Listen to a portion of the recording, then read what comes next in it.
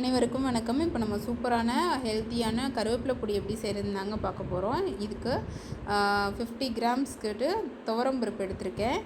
அடுத்தது உளுந்தம்பருப்பு அதே மாதிரி 50 கிராம், எல்லாமே ஈக்குவல் கண்டென்ட்லேயே எடுத்துக்கலாம். உளுந்தம்பருப்பு 50 கிராம், இது தோல் உள்ள கருப்பு உளுந்து இருந்ததுன்னா எடுத்துக்கோங்க, இன்னும் ஹெல்தி. கடலப்பருப்பு ஒரு 25 கிராம்ஸ் கிட்டே எடுத்துக்கிட்டாச்சு. அடுத்தது பொட்டுக்கடலை அதே மாதிரி ஒரு 50 கிராம்ஸ், இது எல்லாமே ஈக்குவல்லையே எடுத்துக்கலாம்.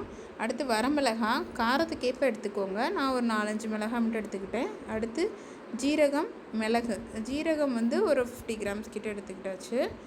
அதே மாதிரி மிளகு கொஞ்சம் காரம், அது மிளகாய் அதிகமாக எடுத்துக்கிட்டிங்கன்னா மிளகாய் குறைச்சிக்கோங்க.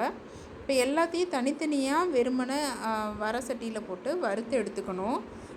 ரொம்ப கருக விட்டுறாதீங்க, கொஞ்சம் ஒரு ப்ரௌனிஷ் கலர் வர அளவுக்கு மட்டும் வறுத்துக்கணும். ஆக்சுவலாக நான் வச்சுட்டு எங்கள் குட்டீஸ் சப்பாத்தி வேணும்னு கேட்டாங்கன்னு சண்டை போட்டாங்கன்னு சமாதானப்படுத்த போனேன், கொஞ்சம் கரிஞ்சிருச்சு. அதை மட்டும் அப்புறம் கரிஞ்சதை மட்டும் எடுத்துகிட்டு திரும்ப மற்றதெல்லாம் வறுக்க ஆரம்பித்தாச்சு. எல்லாமே வறுத்தாச்சு. 1 by 1 இண்டிவிஜுவலாக வறுத்துக்கணும். இந்த பார்த்திங்களா, ஒரு தோசை ஒரு கல்லில் சப்பாத்தி போயிட்டுருக்கு, இன்னொரு பக்கம் அந்த மாதிரி வறுத்துட்ருக்கேன். இப்படி தான் குட்டீஸ் கூட போராடினோம்னா பாதி விஷயம் ஸ்பாயில் ஆயிரும். அதனால் எந்த ஒரு டிஸ்டர்பன்ஸும் இல்லாமல் கம்ப்ளீட்டாக அதை பண்ண முடியுன்ற ஸ்டேஜில் இதை ஸ்டார்ட் பண்ணுங்கள். கரிஞ்சா டேஸ்ட் நல்லா இருக்காது. அடுத்து இந்த மாதிரி ஜீரகம், மிளகாய் இது எல்லாத்தையும் ஒன்றாவே வறுத்தாச்சு. அடுப்பு ஆஃப் பண்ணிட்டு கடைசியில் அந்த ஹீட்லேயே பெருங்காயம் போட்டுக்கலாம். நான் தூள் பெருங்காயம் போட்டேன். கட்டி பெருங்காயம் இருந்தால் சேர்த்துக்கோங்க, இன்னும் நல்லாயிருக்கும். ஆனால் கட்டி பெருங்காயத்தை நல்லா தட்டி சின்ன சின்ன பீஸாக போட்டு வறுக்கணும்.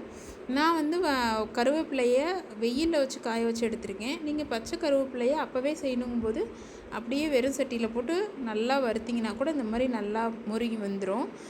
நல்லா கிறிஸ்பி ஆகணும் கருவேப்பிலை. நான் வெயிலில் வச்சு வறுத்து எடுத்திருக்கேன். இப்போ எல்லாத்தையும் அரைச்சி எடுத்துக்கலாம். அரைக்கும்போது கொஞ்சம் கல்லுப்பு சேர்த்துக்கோங்க, உப்பு அளவாகவே சேர்த்துக்கோங்க. வேணும்னா அப்புறம் தூள் உப்பு சேர்த்துக்கலாம். எல்லாம் சேர்த்து பொடி பண்ணி எடுத்தால் ஹெல்த்தியான கருவேப்பிலை பொடி ரெடி. கருவேப்பிலை உடம்புக்கு ரொம்ப நல்லதுங்க. ஹேர் லாஸ் உள்ளவங்களுக்கு ரொம்ப நல்லது. ரத்தம் ஊற செய்யும், நல்லாவே இம்யூனிட்டி டெவலப் பண்ணும். குழந்தைங்களுக்கு கொடுங்க, ரொம்ப நல்லது. ஓகே, பாய்.